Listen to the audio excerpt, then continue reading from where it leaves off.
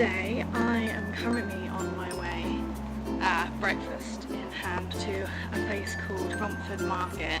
Someone told me a while ago that apparently they do materials there, and see whether or not I can find some materials to sew some cool projects.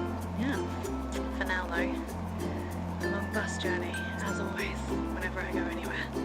I made it to Romford Market. It was a lot smaller than what I was expecting. I didn't find any fabrics in the market. What I did find was a fabric store, but I spent a good amount of time in there deciding, what fabrics to get. I initially got into sewing when I really wanted a beanbag, okay? I wanted like a giant beanbag that I could sit and read my books on, just somewhere to chill out, somewhere different to sit. I had a hunt for one and just saw how extortionate prices for giant beanbags were, especially if I wanted like a luxurious kind of fabric, and I did. I started looking at some patterns on good old Pinterest, found a pattern that I really liked, and I made one, and it came out really good. And so now I really like sewing. I got myself a sewing machine and everything, so it's kind of like a hobby of mine. It comes in handy really. I mean, I've made a few things now out of the one lot of material that I bought in order to do the beanbag. So I am going to show you what I got from the fabric store. Outside the front they have like this kind of fabric bin type thing, just like offcuts of fabric. These are wonderful to get to use as linings for inside anything that you make. Scraps of fabric are dead cheap.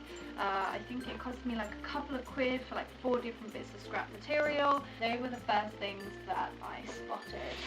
So when I did make my beanbag, I ended up ordering this gigantic sort of tank of beans, and I only used about sort of 2/3 of them. So I have a wonderful best friend who has 3 kids, 2 young girls and a baby boy, and so as they start to get older I had an idea of using my beans to make her a beanbag, because I always had a beanbag when I was younger and they are just amazing when you're a kid. I managed to pick up some of this. It's called crushed velvet, so it's a nice kind of like stretchy material, and I got this colour, so I think this one's gonna look really nice with the two together. I think the girls are gonna love it. Line of fabric, and I always get this sort of stuff because it dyes really well, and that's another thing I like to do. I do like to dye my own fabric. Next up, I came across this. Now I am a little bit obsessed with tartan. I absolutely love tartan. It's a really cute kind of tartan material. It's like a very dark blue and green colour, which is kind of my colour. But on the other side it's got like this, it's waterproof basically, it's a plasticky kind of material. This really is like liner. This is like a navy blue kind of spotty colour.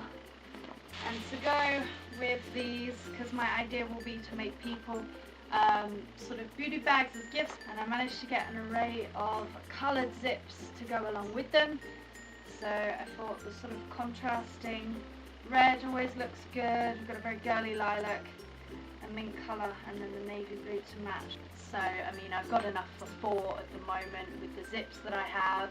These are like 50p each, so and I think this fabric cost me like £1 something. It's a success. I have found myself a haberdashery where I can get all of the crazy materials to fulfill my creative mind, and yeah, I hope to show you guys some of my creations.